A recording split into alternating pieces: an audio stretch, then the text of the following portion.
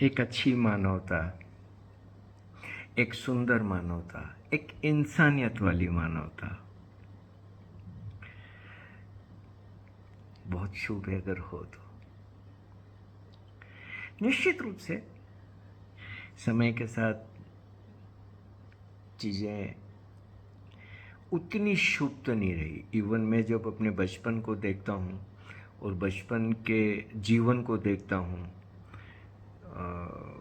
लोगों के मेल मिलाप को देखता हूँ, भाईचारा देखता हूँ, सौहार्द देखता हूँ, भोलापन देखता हूँ, वैसा अब नहीं देख पाता हूँ।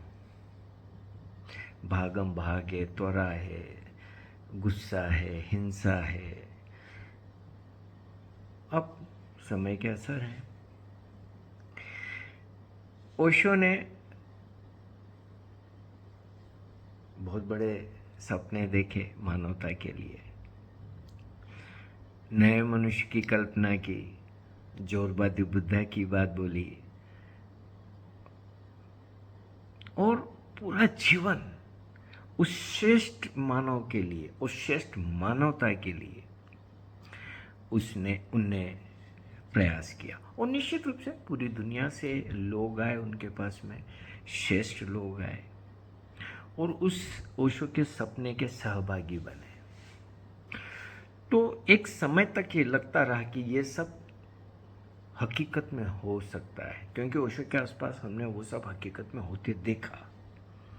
तो उस पर भरोसा नहीं करने का तो कोई सवाल ही नहीं उठता। और फिर ओशो जैसा मनीषी जब कुछ बोले उस पर संदेह आने का तो कभी भी कोई सवाल नहीं उठता है, क्योंकि उसके पीछे अथॉरिटी उनकी इतनी होती है। ऐसा नहीं होता है कि वो सिर्फ शाब्दिक एक विचार है, वो सामने दिखता है कि हकीकत है। तो हमने भाईचारा भी देखा, प्रेम भी देखा, आपसी सद्भाव भी देखा, सौहार्द देखा, एक दीवानापन देखा।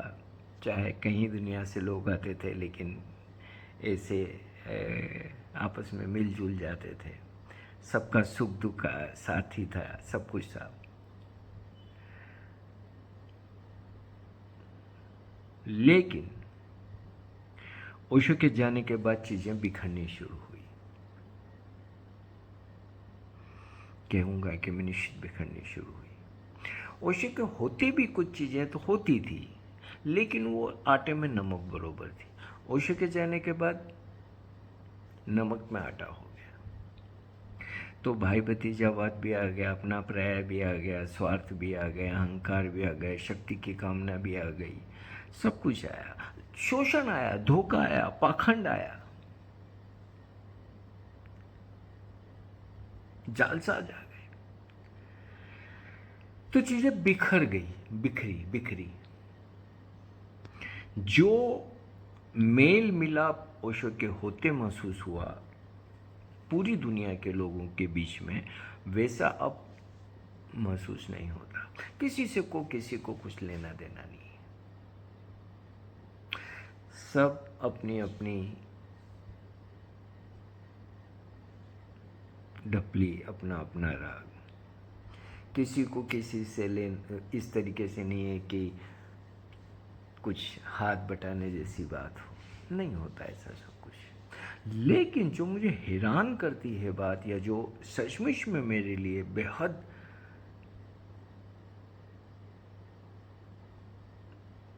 अजीब है, वो ये कि आज भी ओशो के नाम से धोखेबाजों को, पाखंडियों को, नाटकबाजियों को, लफंगों को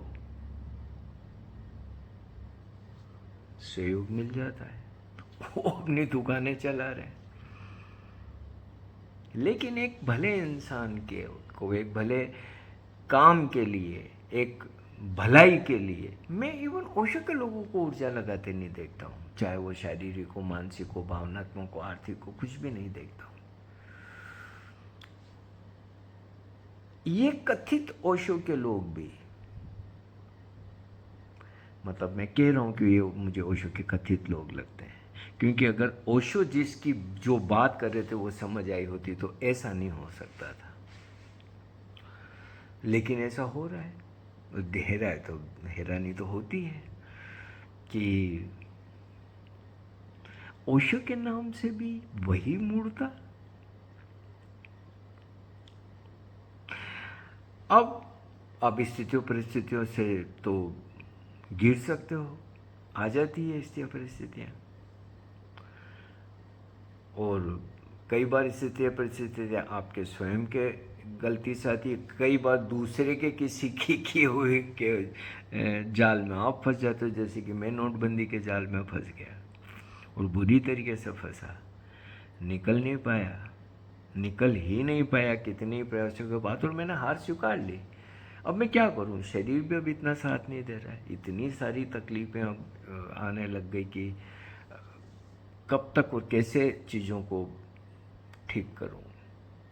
कई बार थोड़ा सा डाउन भी हो जाता हूँ, उदास भी हो जाता हूँ, दुखी भी हो जाता हूँ। यस, मुश्किल पड़ता है अपने को थोड़ा सा संभालना और बचाना, पर हाँ उस वक्त ऐसा ख्याल तो आता है कि अजीब है यार, अजीब है दुनिया। इवन ओशो के नाम से भी और ओशो के आसपास के लोगों में भी वो मानवता ही नहीं दिखती। नया मनुष्य तो पता नहीं कब दिखेगा, वो इंसानियत भी नहीं दिखती। तो निश्चित रूप से एक व्यक्ति का टूटना बिखरना ये अशुभ है, लेकिन अशुभ तो हो रहा है। एक तरफ कई चीज़ों के जब मैं सुनता हूँ तो लाखों करोड़ों या अरबों के बारे न्यारे हो रहे हैं, कुछ लोगों के तो रेलम पेल मची है पैसे की, थेरेपीज करवा रहे हैं,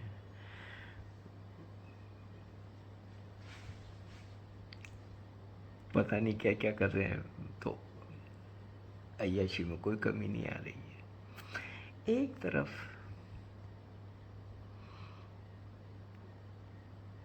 मुश्किल हो रही है, तो अजीब तो लगता है, अजीब तो लगता है।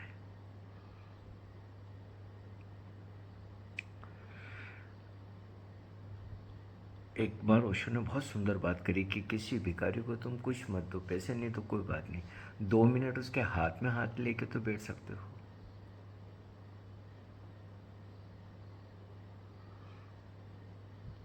मैं इस बात को अपने अनुभव से कहता हूँ कि ओशो के इन कथित लोगों में इतनी भी इंसानियत नहीं है, नहीं है।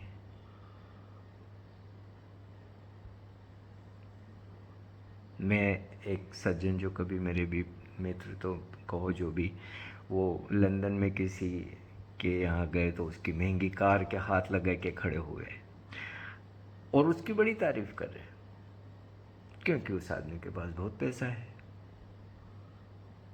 और मेरे काफ़ी सालों तक अच्छे मित्र रहे, एक व्हाट्सएप पे भी मैसेज कभी नहीं आता कि क्या है, जिंदा है कि मर गया। तो ये एक उदाहरण दे रहा हूँ, लेकिन स्थितियाँ अच्छी तो नहीं लगती। ऐसा लगता है कि ओशो ने जो इतना प्रयास किया, आज के लोगों को देख के तो लगता है कि ये प्रयास उतना सफल नहीं हुआ, या कहेंगे कि असफल ही हुआ। और अब मैं कोई जरूरी नहीं है कि मैं कोई हार के बैठा हूँ, अपनी तरफ से मेहनत और प्रयास तो मैं जी जान से कर रहा हूँ, चाहे शरीर चले नहीं चले, 12 घंटे काम करता ही करता हूँ। ऐसी स्थिति परिस्थिति में भी जब मैं देखता हूँ कि मैं जानता हूँ कि कई लोगों के लिए कई चीज़ें इतनी कठिन नहीं है, पर उनके यार दोस्तों या उनके जो भी आपस में हो तो उन पे पैसा खूब खर्च होता है, शानदार कमरे, शानदार खाना पीना, शानदार सब कुछ, लग्जरी विलासिता। और हैरानी तो होती है, लेकिन जब मैं देखता हूँ कि चाहे वो राजनीति हो, राजनीतिक व्यवस्था है, राजनीतिक व्यक्ति हो, या ये ओशो के कथित लोग, सब एक जैसे हैं। कोई फर्क नहीं। एक राजनीतिक व्यक्ति मनमाना निर्णय लेके करोड़ों लोगों के जीवन को उथल पुथल मचा देता है, सेम ऐसा ही ओशो के एक कथित लोग मनमाना निर्णय लेके कई लोगों को बुरी तरीके से आहत कर देते हैं या दयनीय स्थिति में डाल देते हैं। लेकिन उसका न उस राजनेता को कोई फर्क पड़ता, न इन कथित ओशो के लोगों को कोई फर्क पड़ता है। रंच मात्र ख्याल भी नहीं आता कि नाहक बैठे बिठाए एक व्यक्ति को आपने जीवन नरक करके रख दिया, वो कई तरीके की बीमारियों और अभावों से बुरी तरीके से ग्रस्त हो गया। यस, मेरे को निराशा होती है, और यस, मेरे को ये भी लगता है कि किन लोगों को कभी मैंने अपना मान लिया था। अच्छे हैं, भ्रम टूटने चाहिए।